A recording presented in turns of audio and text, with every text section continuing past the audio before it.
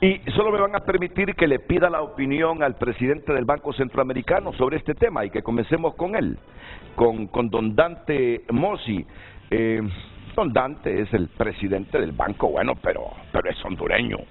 Y obviamente que son las naciones que integran el banco que lo nombraron presidente. Hijo de un gran economista. Hijo de un gran economista. Profesor mío durante...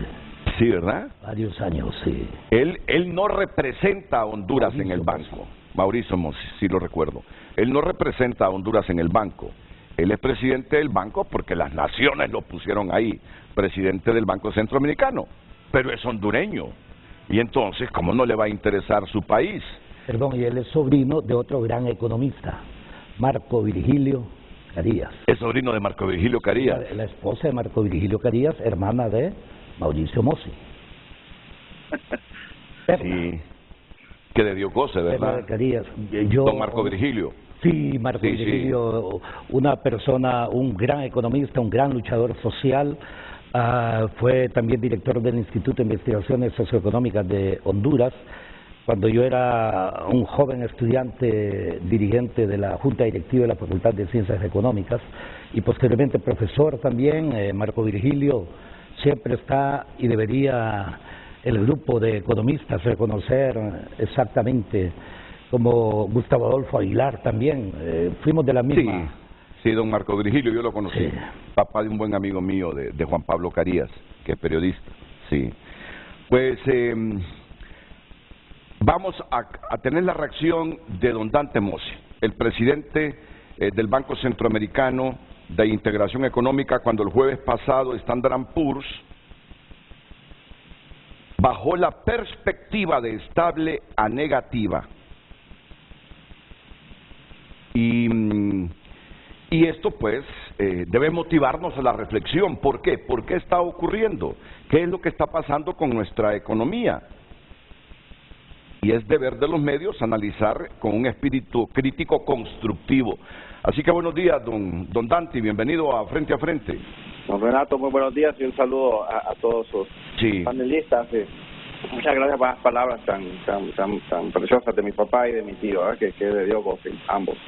No, don Renato, muchas gracias. Yo la verdad que he estado observando las noticias, leí no solamente el comunicado, sino el documento detrás de la evaluación que hizo Standard & Poor's. Y yo creo que se le ha dado un giro equivocado a lo que el informe dice. Mire, las calificadoras de riesgo solo tienen un trabajo y es dar una evaluación en un punto del tiempo y ellos miran hacia adelante, ¿verdad? O sea, que viene hacia adelante, ellos no están viendo hacia atrás.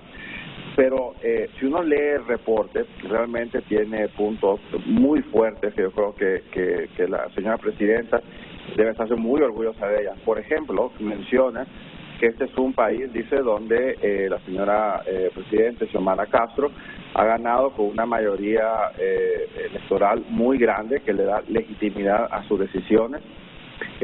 La plataforma de gobierno se basa en una agenda anticorrupción que tanto necesita el país y también es visto como algo muy bueno y algo que ancla, ¿verdad?, la retención de ese nivel de calificación que Honduras tiene, que no es malo, está un grado por debajo de inversión. Menciona, ¿verdad?, también que la deuda externa de Honduras es una deuda mayoritariamente con organismos como el BCE, que son organismos multilaterales, y son deudas concesionales, o sea que la deuda es pagable a largo plazo. Y número 4, ¿verdad?, habla del tipo de cambio, donde realmente pues alaba pues la gestión del Banco Central de Honduras en el tema del manejo de la tasa de cambio. ¿De dónde viene la perspectiva negativa, Renato? Yo creo que eso es lo importante. Esto es fundamental, así es. Que es hacia adelante, ¿verdad? O sea, no está yendo atrás, está yendo hacia adelante. Entonces, hacia adelante lo que dice, hay dos temas que le preocupan, señor Ampur. Una es, ¿verdad?, ¿qué va a hacer el gobierno hacia adelante ya en forma real para estimular el crecimiento económico del país, el cual está muy bajo para las necesidades de combatir pobreza, de combatir la desigualdad? Necesitamos una economía pujante. Entonces, Standard & Poor's analiza las acciones de política del gobierno y dice que no encuentra esas acciones ya pragmáticas. De hecho, habla de un pragmatismo, o sea, cuáles son las reformas del gobierno para impulsar el crecimiento económico del país. Y número dos, y esa es quizás la más seria, ¿verdad?, es el tema de qué va a suceder con las pérdidas de la Empresa Nacional de Energía Eléctrica. Un poco se recordará en el pasado, este tema ha sido bastante controversial, pero realmente el tema del ENE son tantos temas, pero hay un tema que es fundamental y el cual de hecho la ministra de Finanzas tiene conocimiento muy bueno, porque ella fue gerente de la Empresa Nacional de Energía Eléctrica durante el gobierno del presidente Zelaya y tuvo una excelente gestión administrativa para reducir las pérdidas del ENE, y eso es lo que dice el informe. Entonces, 2 puntos que deben resolverse, y habla que si esos puntos se resuelven, hay 66% de probabilidad, 2/3 partes de probabilidad de que la perspectiva cambie positiva. Entonces, yo más bien lo miro como un informe bastante bueno, es más bien un afianzamiento de que lo que se ha hecho en términos de reorganización de presupuesto, en términos de organizar todo el estamento del Estado para combatir, ¿verdad?, el tema del robo de energía eléctrica, que es un descaro, ¿verdad?, y cómo generar confianza en los inversionistas privados. Y cuando uno habla de inversiones privadas, todo el mundo cree que es el gran inversionista. No, es el pequeño inversionista, ¿verdad? ¿Cómo voy a asegurar que la inflación no suba, para que las tasas de interés no suban y los pequeños inversionistas puedan invertir y apostarle, porque ellos son los que generan empleo en este país? Entonces creo que el mensaje es bastante bueno, está consistente, ¿verdad?, con lo que la señora presidenta ha dicho, y el informe habla de un pragmatismo económico, o sea, ¿qué vamos a hacer? Y aprovechando que está don Nelson Ávila, yo le comento que en mi reciente visita a Corea me hicieron una pregunta: ¿y qué ha pasado con el puerto y puente de Amapala? El puerto más profundo de Corea, ¿verdad?, Busan, tiene 19 metros de profundidad. Cuando ellos me dicen, soñamos con un puerto de aguas profundas como de 40 metros en Amapala, ¿cuándo va a suceder? Entonces, ese es el pragmatismo, ¿verdad? ¿Cuándo vamos a poner la inversión pública ya a trabajar, estimular la economía para generar oportunidades, no solo para el Estado, sino también para el sector privado? Así que creo que el informe, Renato, es un informe bastante bueno para el gobierno y dice, bueno, pongámonos a trabajar, manos a la obra, con cosas pues y políticas concretas que generen confianza en los inversionistas pequeños y grandes, y resolvamos el tema de la falta de cobranza de ley. Ahora, a mí me dicen algunos economistas que hay expectativas de un deterioro fiscal. No sé si ante la falta de dinamismo en estas políticas de las cuales usted dice, no, que nos digan qué herramientas, qué mecanismos van a impulsar, qué políticas públicas van a impulsar para activar más la economía, para generarle más riqueza al país. No hay expectativas con esta calificación de que haya un deterioro fiscal si no le ponemos reversa, si no le ponemos reversa a... ¿Cómo puedo describir a esta inanición, si cabe, o a esta falta de políticas públicas claras sobre la actividad económica que el país debe tener, don Dante? Sí, yo creo que casualmente, o sea, el país, de hecho el informe nuevamente habla de que el crecimiento de Honduras se espera que sea de 3%, que no es malo, pero no es suficiente. O sea, Renato, 3% de crecimiento no es bueno para un país como Honduras. Debemos estar creciendo al 6-8% para salir de esta pobreza. Y eso es lo que el informe resalta. Entonces, el gobierno, a través de la inversión pública, a través de políticas públicas, tiene que incentivar a otros actores a que inviertan, no solamente los de adentro, sino los de afuera, que apuesten y comiencen a aumentar los niveles de inversión privada para que se genere empleo.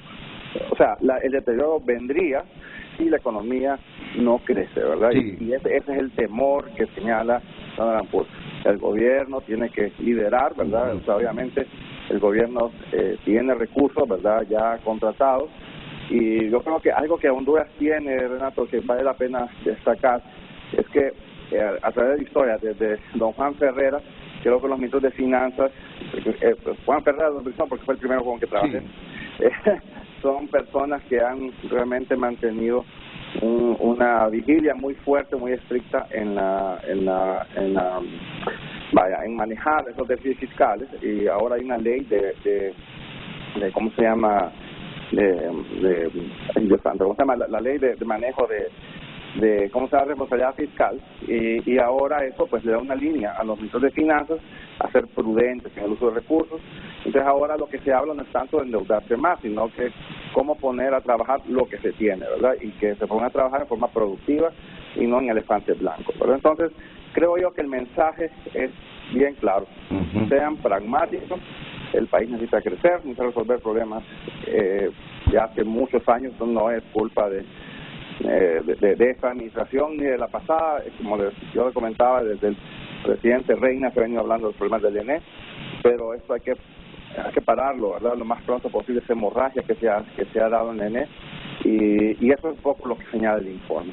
Sean pragmáticos, movámonos hacia adelante. Honduras tiene que seguir creciendo, pero a tasas más elevadas, y para eso necesita políticas públicas muy certeras, ¿verdad?, que estimulen la confianza en los inversionistas privados para que generen empleo y mayor bienestar.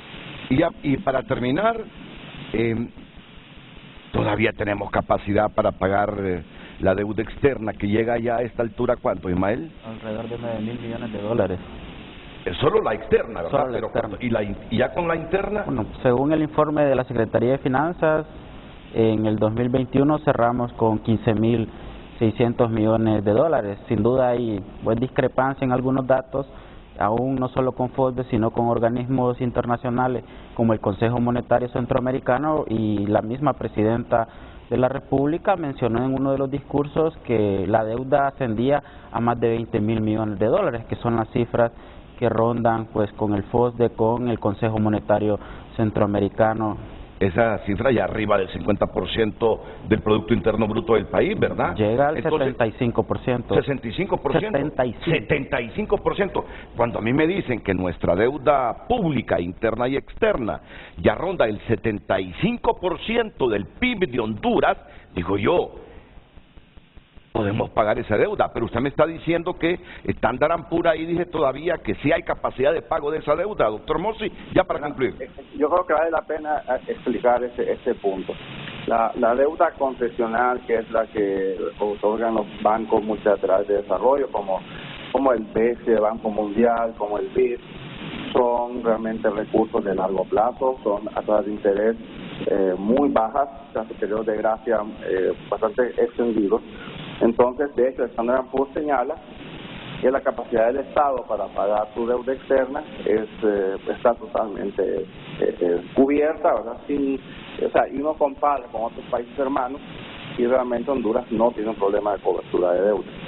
Obviamente, tiene algunos temas, ¿verdad? En algún momento Honduras emitió eurobonos, y estos generan obligaciones abultadas, ¿verdad?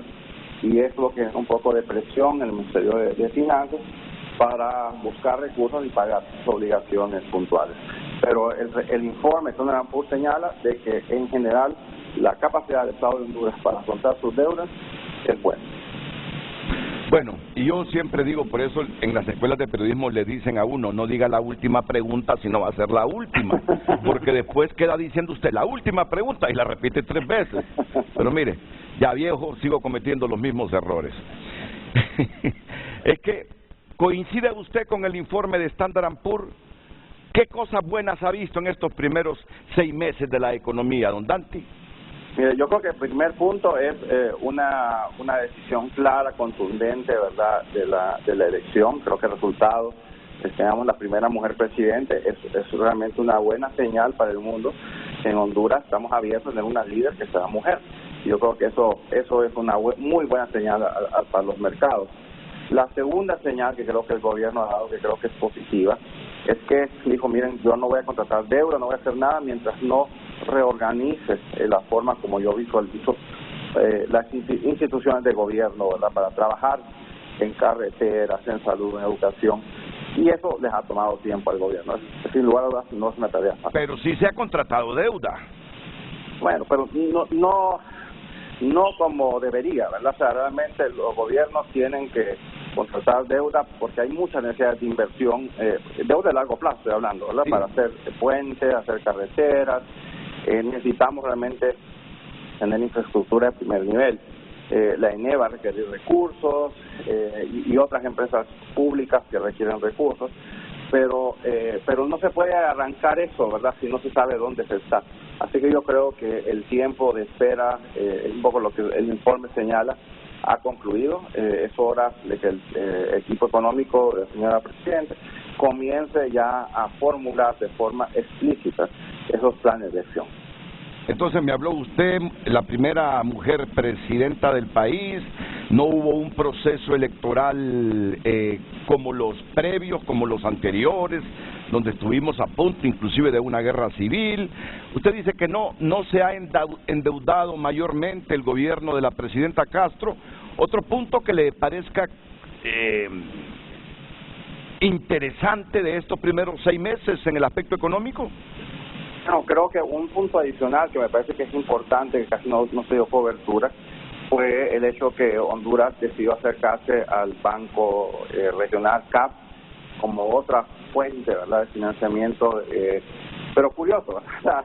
Está bien, me parece fabuloso que Honduras tenga opciones a la hora de tomar financiamientos, y creo que la decisión de Honduras a la CAF es acertada porque genera más diversificación de dónde puede tomar deuda, y eso es algo que yo lo miro como un desarrollo positivo, de que Honduras tenga más relaciones comerciales con otros bancos de desarrollo.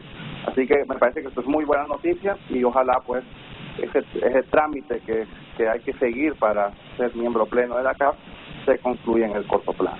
Pero ahora llegó la hora de nosotros, Renato, le hemos hecho una propuesta al gobierno, ¿verdad?, de sentarnos a revisar toda la cartera de proyectos que tenemos, hablar de los planes para los próximos 4 años, una nueva oferta para el tema de la ENE, no de 250, sino de 600 millones de dólares para reducir las pérdidas, ¿verdad?, del sector eléctrico, y también, ¿verdad?, cómo atender todos esos problemas que hay, ¿verdad?, sobre cómo hacemos que la cartera arranque y estos proyectos que están esperando se muevan lo más rápido posible. Muchas gracias, doctor. Un gusto. El doctor Dante Mossi, presidente del Banco Centroamericano de Integración Económica, amplio, con lenguaje sencillo, nos ha explicado sus puntos de vista sobre esta nueva calificación de Standard & Poor's, que ha revisado el jueves de la semana pasada la perspectiva crediticia de Honduras a negativa, desde estable. Las perspectivas a negativa si esto no se dinamiza, si la economía no se dinamiza, no se toman las decisiones con un poco más de rapidez.